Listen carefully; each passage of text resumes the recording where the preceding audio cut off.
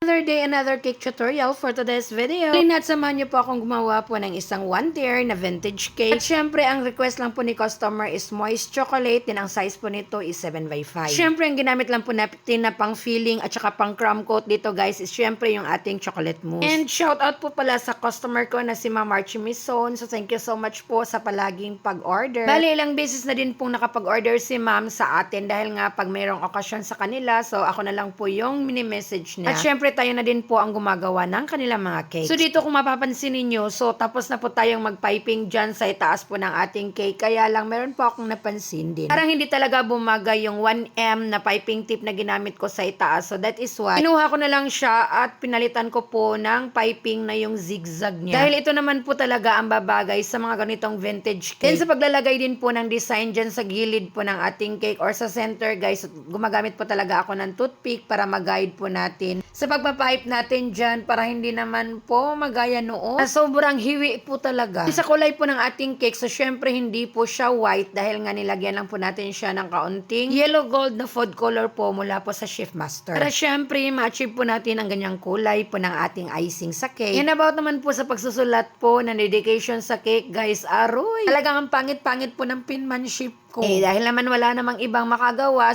go na lang po tayo. Then advice ko po sa mga baguhan ng mga bakers dyan guys, kung maglalagay po kayo ng mga dark colors sa inyong mga white icing, tulad dito sa ginamit ko na red. So mas mabuti po, lagyan mo muna po ng design na white bago po nyo siya ilagay yung mga dark color like red. Dahil kung hindi, kinabukasan yan, yung red is medyo kakalat po sa icing niyo at hindi na po siya maganda tingnan. Syempre, dahil nga vintage cake, so hindi po talaga mawawala yung ating mga ribbon. Then ito na po yung ating final outcome ng ating cake. Kayo na po ang humusga.